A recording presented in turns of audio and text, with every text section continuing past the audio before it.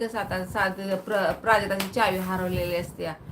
तर चावी होती तर जबाबदार आहे ना बाबा, आपली चावी बाबा इथं घरात चोऱ्या होते हे तिला पहिल्यापासून माहिती होतं. तर आपली चावी सुरक्षित ठेवावी, सांभाळावी, जीवापाड बाबा ही पावर की ह्याच्यात आहे, आपल्याला काहीतरी त्याचा फायदा होईल हे प्राजक्ताला कळलं पाहिजे होतं ना. ही अशी कशी राहू शकते की बाबा दुसऱ्या आता प्रभू दे कधी चावी त्याच्यात ठेवली आहे, ह्याला काय म्हणायचं, ही जबाबदारी म्हणायची का नाही ना.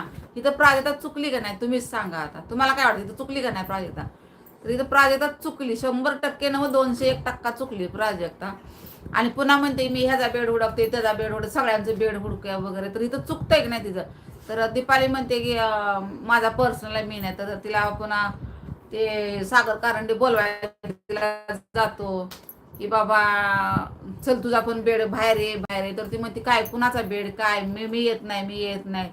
तर ते सागर म्हणतो अशी काय करते, चल ना चल ना. तर ती बोलते तिला तू कोण मला विचारणार आहे. तर इथं बरोबर आहे, सागर बोलतोय तर सागर बरोबर होता ना बाबा, चल बोलायचं सगळ्या संग जे काय असेल ते होईल बाबा, खरं आहे ना तिचं. त्याचं खरं आहे ना सागरचं, तिने जायला पाहिजे होतं तर तिनं नाही होते.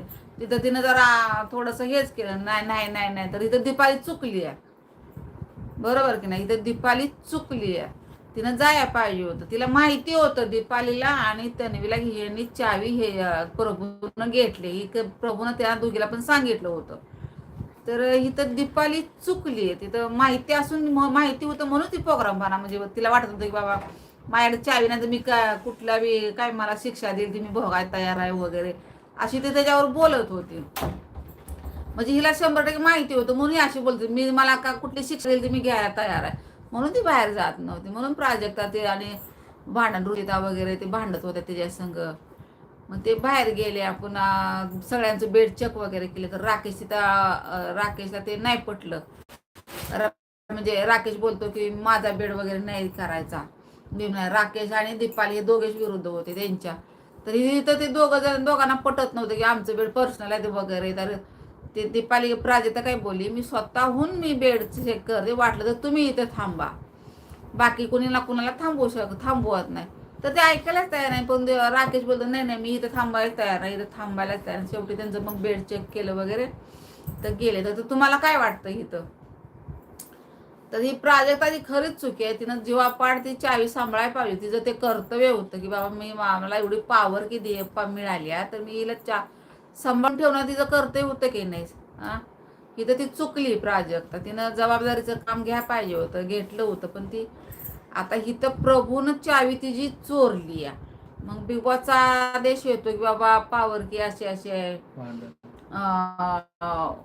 ज्याची म्हणजे कोणी चावी घेतली त्यांनी बाबा द्या चावी. तर प्रभूने प्रामाणिकपणे तिथं प्रभूनं प्रामाणिकपणे चावी मी घेतली.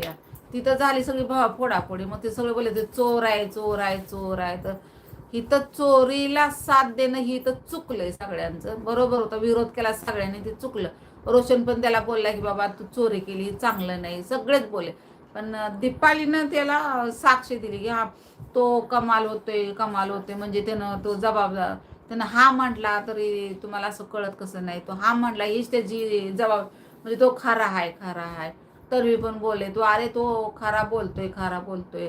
म्हणजे खोट्याला चोरीचा हे बरोबर. राकेश तिथं बरोबर होता. राकेश बोलला की मी चोरीला साथ देत नाही. राकेश तिथं योग्य होता आणि बरोबर होता.